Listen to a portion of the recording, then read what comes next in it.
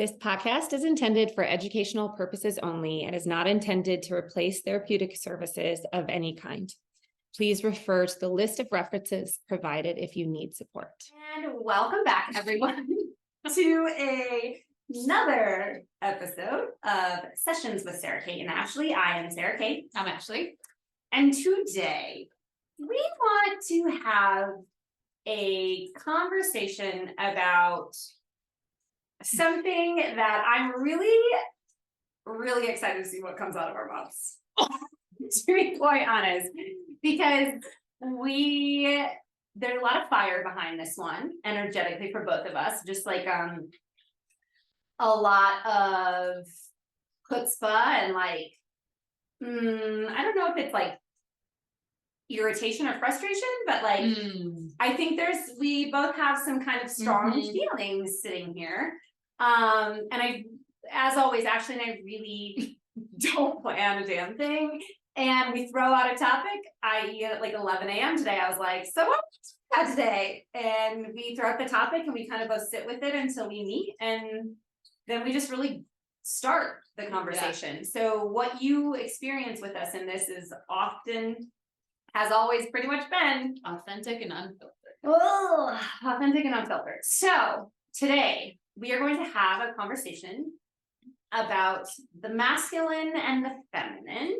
So again, we are speaking in a binary language here, not for gender purposes. This is not about gender identification for anyone who identifies outside of these two binaries. This is more about the properties and characteristics and qualities that can exist if we zoom out of this being about two specific human genders, and it more being about an energetic way of how a masculine energy can move, a more sun dominant, bright, active, direct energy can move, and the feminine, what we've categorized in a lot of ways as more soft, which is something Ashley's going to talk about. The lunar, the sensitive, the emotional, that kind of property and experience. So we're going to kind of whittle away these, keeping things in this binary, but we're going to talk about distortions that can happen in both of these as if somebody has had to have an exaggerated masculine energy, again, not affixing a gender to this, but just these ways of being in the world, because for some reason they needed to do that to survive or to get what they need or whatever it might be, and vice versa if the feminine had to kind of over exaggerate itself to some degree to survive or what it might be. Ashley has a really beautiful conversation to kind of start this, and so I want to ask. That was pressure. She will rise to the challenge. Don't you worry. Her masculine will come on to create the fire of this. But what you were calling it, so there's a phrase that has been adjusted, which is the concept of toxic masculinity. And Ashley and I were also talking about the wounded feminine, right? And so how these two have now kind of adjusted into, what was it? Confined? Confined masculinity. So Ashley, can you speak a little bit about the confined masculine and why that's maybe happened, and why there's a conversation about that? Yeah. So take it away. So just to like back up, here's an example of both coexisting and both needing each other. The masculine and the feminine is a house.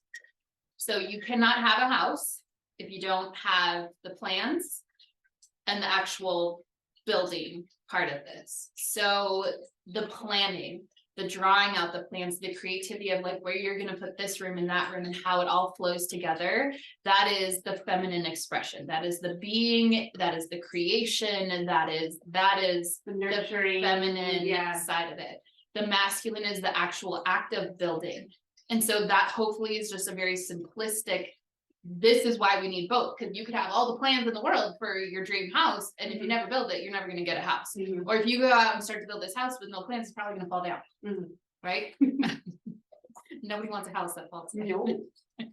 So hopefully that like brings some of this like, I don't know, Conceptually into like a very like, here we go, and we need both of them. Now what she's speaking about, like toxic versus confined masculinity, is I think as this is one of my biggest pet peeves as humans. See, I told you. Is that there's lots in here. Is that we take these things and we run with it. And so like I'm sure that you've heard of toxic masculinity.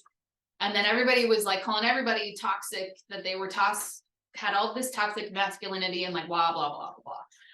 Well, all that did was create it inaccessible for people who are actually trying to like figure their way through this. And I don't participate in it. I don't like that. I don't like it, because the word toxic in of itself, like with being honest, at some point in our life, we're all a little toxic, right? And that's not to like say that you're bad. It's just to say that like maybe you participate in relationships with others or with yourself that maybe aren't super beneficial to yourself or to the other person involved. That's all that is. And when you tell somebody that they have all this toxic masculinity, you're going to belittle them to the point where they are like, I'm shutting off, I'm out, right? Vice versa. On the other end. So okay, wait, let me back up.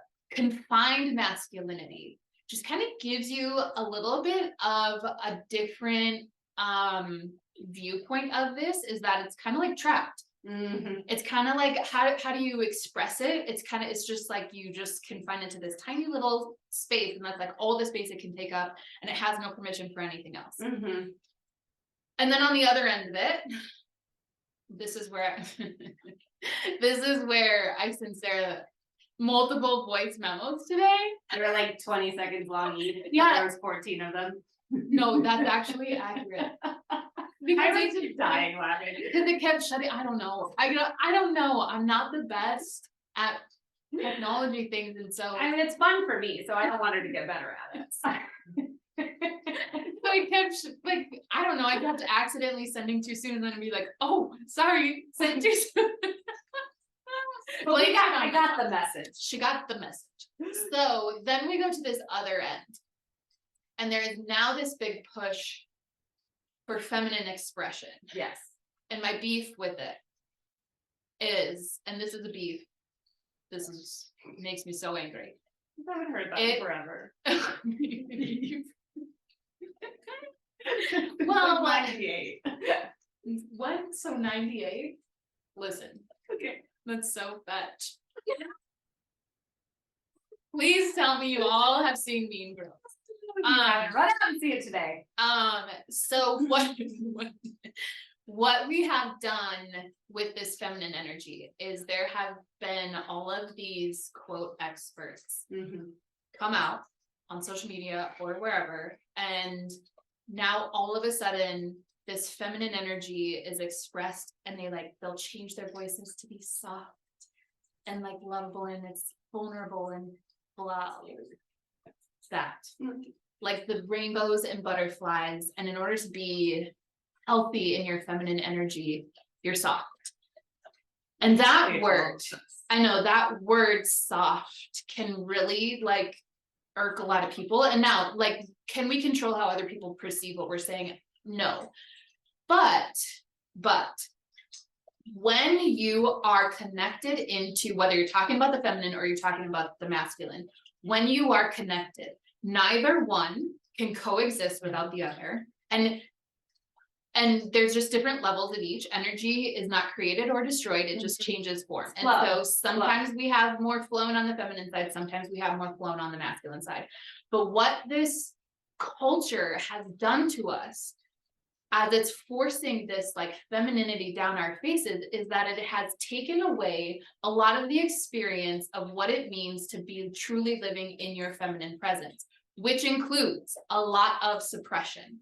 And I don't know about you, but when you feel suppressed, it ain't all rainbows and butterflies. And rage is right around the corner. Exactly. And to be ignoring, or maybe not even ignoring, just choosing to bypass that and to say that to wake up your feminine, you just have to be like happy and vulnerable and soft. To deny that is doing a huge disservice to everybody around you if you're teaching that, or if you're telling that to yourself. You are denying this deep, deep, deep, if you want to call it wounding, if you want to call it just feeling, you're denying it, and it's not fair. It is not fair, and I will never ever understand why we do this. Like I said, as humans, we like take one thing and then we just run with it. And we're all guilty of it at some point in our life, right? Like, but it's with this, it just is like, we talked a couple episodes about that, like the generational trauma. So that was in the misattuned caregiver episode, if you want to look at that. And when you think about the history of the feminine presence, there has been a lot of pushing down. And it's a really interesting concept when you think about like that suppression of feminine expression throughout the generations, and how it's changed, and how when you have to shift into more of a masculine presence, what can be left behind. And what can be left behind is so incredibly important to who we are. It's so incredibly important to our lineage. It's so incredibly important to our healing and to our future. And so I really, it just grosses me out when I see a lot of what is being said about that. Anyways, I'm gonna stop talking about this. It's making me anxious. But what can happen is we've seen this throughout history, and I'm speaking more towards like if you have identified as female, is we went through this period where like all of a sudden we got the choice to work outside of the home. But then what happened was we had to be like doing. Remember, the masculine is doing. And so when we get too into this doing phase, that's how then more energy shifts over to the masculine. And then there's less energy left over in the feminine. Now, there are times where we have to do that for survival. And there are times where we've had to do that for survival for so long that we forget that we can come back to this other side.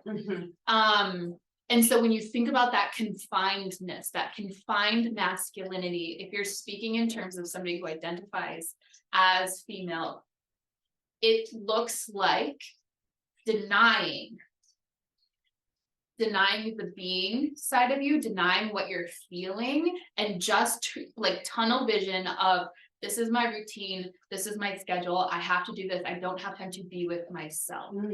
And then when you think of it in terms of like somebody who identifies as male or more of a masculine presence, their confined masculinity is it's the same, only different, right? It's like they can't express because they have been told for so long that they are weak if they show emotion. And so they just shut that part off. But we all have both of these, regardless of where you are on the spectrum. We all have a feminine presence and we all have a masculine presence, and that is there for a reason, because again, if you want the house, you got to have both. And to be healthy on that spectrum means you acknowledge both, but you can't acknowledge both without finding the depths, especially in that feminine energy of like the true emotional expression. Well, right. And I think like what I think of feminine energy, right? Like it's nurturing, it's deep, it's rooted, it's Mother Earth, it's ocean energy, right? And like the ocean is volatile as fuck. It is not soft. It is not gentle. It is not, I mean, it can be. It can be. Totally. And it also can sink motherfucking ships. So like, you know, like it's just this, it has this force to it. And like, so I think when Ashley's speaking to, you know, some of which could be experienced as like a masculine energy, it really is the feminine. Feminine is erotic and wild and deep, and it's got lunar energy to it, right? And equally, when we allow the masculine to come in, it's strong and it's bright and it's sun energy, right? Like, so it's strong and it can create and grow and facilitate things. And so when it's had to, when these traits and everything in between, right? It's a spectrum in both of these experiences. And when one has been underdeveloped or one has not been allowed to express, an overcorrection or an over exaggeration can happen, where then we become, like Ashley was saying, hyper independent or hyper like in our masculine, male or female. We can become, or any non-binary spectrum in between. When we are too forceful, too isolated, too separate, too individual, we suffer from that. And when we are too sometimes underwater and overwhelmed and suppressed emotionally, right? That's an over exaggeration too, because we can't find action, we can't find shift, we can't find movement. And so there's this conversation between the two, again, and everything in between, that says, okay, where can I find balance? And where can I find the freedom to feel the potency of my emotions with the energy of my effort? And have those two things co-create who you are, right? And this isn't about like, balance is not right in the middle. Right. And it isn't about coming in between the two. It's the, like Ashley was saying, it's the flow. It's the flow between, like there are things that my feminine comes out in more. There are relationships that my feminine can come out in more, where I nurture more and I'm more emotionally available. And then there are times that I do feel like my masculine. Now for me, growing up, I had to be in my masculine a lot as a way to survive. And I mean, like action and doing things with how I could get through. And so it is for me this, and I was afraid of exactly what Ashley's talking about. If I went towards my feminine, quote unquote, I was going towards a softness that I couldn't have. I couldn't be. When really, I mean, it is such an ocean of like holding and capacity and like life force. And I couldn't experience that. A really good example of this moving between the two is our last episode. So go check it out if you haven't already. Because you can literally see and hear us move through because when we facilitate these conversations, we are being very we're going, like we're moving through it, right? And so there's a little bit of a masculine expression, right? Of like, we've got to keep the conversation flowing. There's a start and an end to it, right? And then you have the feminine helps you truly express in your deepest layers who you really are. And it allows you to not hide.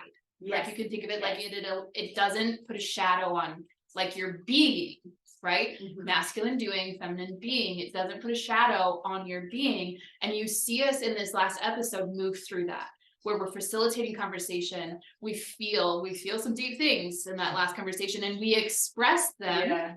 And then we move together through the rest of the conversation. And so it's like, there's the flow and it's flowing all of the time. And I think that what happens a lot of times is people like, so let's say you're kind of like just on a hamster wheel of like, I'm moving through my life. I gotta wake up and do this and then do this and do this and do this. And then it's been a few weeks and you're like, whoa, I haven't even checked in with myself. I haven't been with myself. I haven't done anything to facilitate creativity or any of that side of it. So like paying a little bit less attention to the feminine. And then we think, oh my God, I had to create all of this feminine energy. That's not how it works. Energy can't be created. It just changes form. And when you can pull off that I don't know what you want to call that rule or that, I don't know. Yeah, I don't know what narrative. Of that you have to then just like all of a sudden shift, you're going from 0 to 100 from masculine to feminine. That ain't it. That's not how it works. It literally, when you watch the waves come up on the shore, it takes some sand up with it and it takes some new sand back in, and then it takes some and then it leaves some, right? And it's this flowing back and forth, and you're just shifting those particles, those sand particles back and forth in your body and figuring out your balance. If you're giving, you know, a really big speech or something, right? Like you gotta have like a little bit of fire underneath you to like prep it and to practice it. That's more masculine energy. That doesn't mean that you're like hard, right? That's just like, you got some shit to do, right? If you were just in your feminine, it would never get written. And then you get to present, right? And you give that speech, and then you get to feel what that does for you and for the people that you're presenting to. And so there's a shift, there's always a shift back and forth. Well, and I think, you know, there's so many different phrases we could use for this, like yin and yang is another one. Like we talk about yang energy being sun and bright and sharp and active, and then we talk about yin, which even in the yoga community, yin is very, you know, slow and just like the energy is very kind of heavy and dense. You're down on the ground and you're not like really moving. And so like, and I think we've just unfortunately had to live in the binary, you know, so much because we had to create, like what Ashley was saying, these concepts around these things in order for our brains to make sense of them. And the truth is, it's super illusory. This doesn't have shape and form. We can't actually just live in the masculine channel or the feminine channel. And if we do, likely there's going to be something in our lives that is disruptive or difficult. And so to your point, to live in it in this more fluid way of like, what is the exploration of my masculine? You know, I had some, I would say confined masculinity, where I do feel like while I was like over exaggerating my masculine in relationships with partners, in my family dynamics, it was also very limited. It really wasn't an expansive creator. It was more so a survivor. And my feminine was just shamed. Yeah. And so like I was living just kind of disconnected and depleted. And, you know, I don't know if you've ever, Ashley or anybody out there has ever felt like, I know how to go into autopilot and how to do it and how to survive and how to push, but I don't know how to feel it. Yep. And that is where I think all of our conversations inevitably end up going. It's to how we feel it in our bodies. Yeah. But to really, to Ashley's, you know, kind of what Ashley was saying, to allow yourself to potentially start to play with what that flow and that rhythm feels like. You know, the feminine, I think about the feminist movement. The feminist movement, you know, was a very sun, masculine, strong, powerful movement because we were having to protect rights and parts of ourselves as gendered women at the time.